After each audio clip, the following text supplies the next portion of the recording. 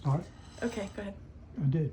Hi, it's Sheila, and I know I haven't made a video in a while, but I was making something kind of cool and I thought you might like to see it.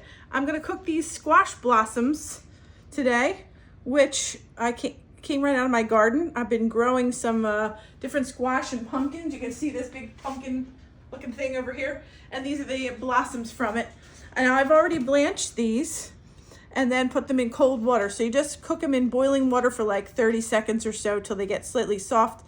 Then you put them in ice water so they stop cooking. And then you drain them on a paper towel. So I've already done that ahead of time. And you can see that I've opened one.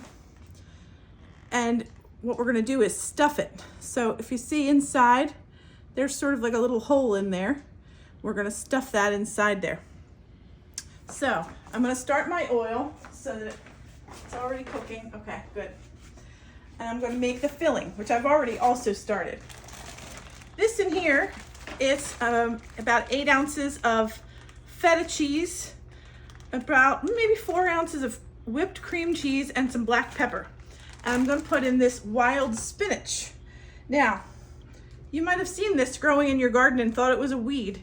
It's also called lamb's quarters, but it's highly nutritious. It has vitamins A, C, and K. It has magnesium, potassium, folate, iron, and fiber. And so it's really good for you. I'm gonna just chop it up and put it in the filling. All right.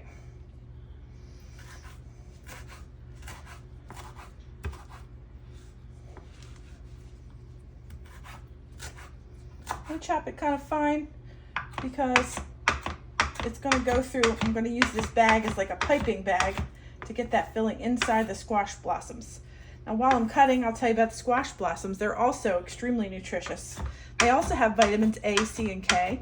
They also have potassium, iron, calcium, and fiber, protein, antioxidants. So they're really good. A lot of people, these are kind of things that people overlook. You might grow a squash in your garden, but you don't think to use the blossoms from it. So just try to use all the parts of the plant that you can. That's whole food cooking. All right, so I'm gonna open up the bag.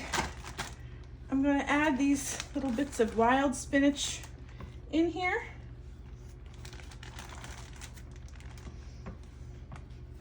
And it's kind of fun mixing this because you just get to squish the bag.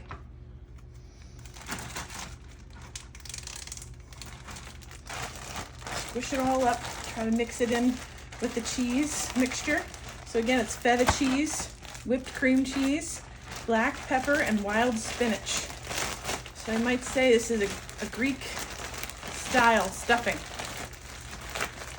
with the feta cheese, and the wild spinach will give it sort of that Greek salad kind of flavor. Almost like a, what is that phyllo dough recipe with the feta and spinach? I can't think of it right now, but you know what I mean. All right, so to make this into a piping bag, you're just gonna squeeze it away from this corner and cut a hole.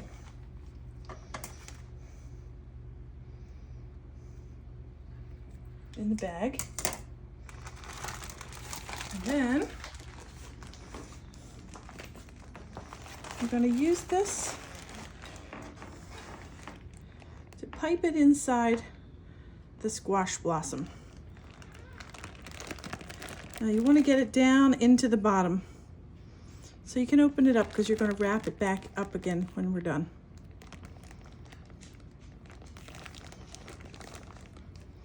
I don't know if I got much of that spinach in that first one, but we're going to make more of these.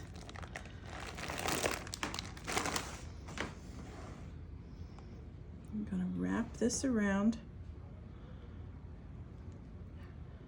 like so.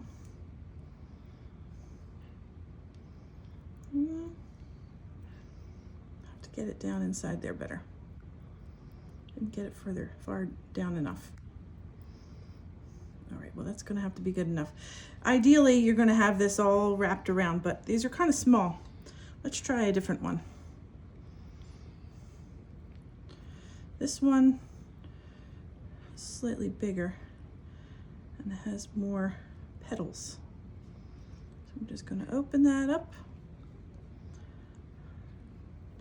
It's kind of neat. You can see the stamen of the flower inside there. The whole thing is edible. Where did my piping bag? Pipe the filling in there.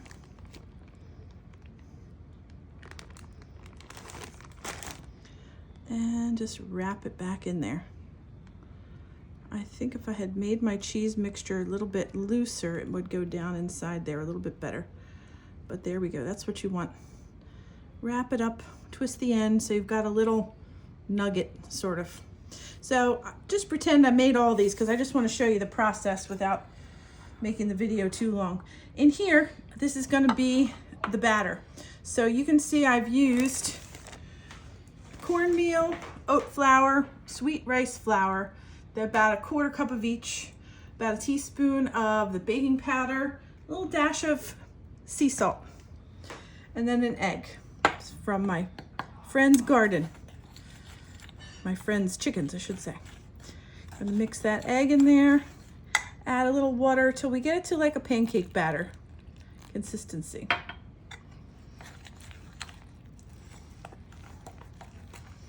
I need a lot more water. Just put a little bit at a time. It's easier to mix that way and get it just to the right consistency. This is still way too thick. Probably gonna have to get more water. You can see I'm not using a recipe, so I didn't have the measurements ahead of time. But that's okay. Improvising while you're cooking is a good thing.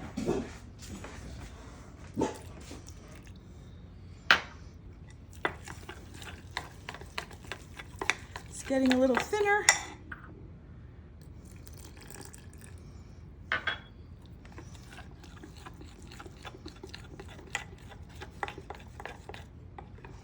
Oh, right now we've got the right consistency. You can see that's like a pancake batter. We're going to test the oil over here to make sure that it's hot enough. I didn't want to put it too high because I was afraid I would forget about it. Put a little drop in there to see if it sizzles. Yep, it's ready. Okay, so I'm not going to fry all of these because they're not stuffed yet. I'm just going to do the 2 that I did. I'm not sure what will happen with this one that's not fully covered, but that's okay. That's why we experiment. I'm going to put that in there in the batter. Cover it up. With the batter. And just going to drop it right in the hot oil. I'm going to try this guy. I think the batter will make up for the fact that the leaf didn't go all the way around. Drop it right in there.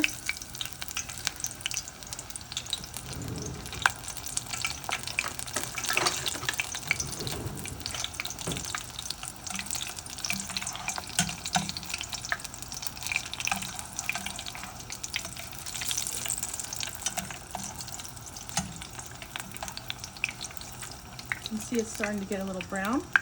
Also see the orange color of the flour peeking through.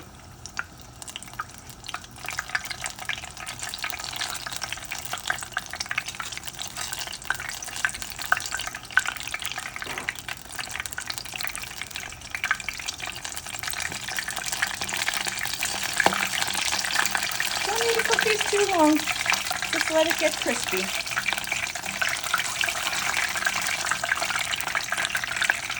That's it.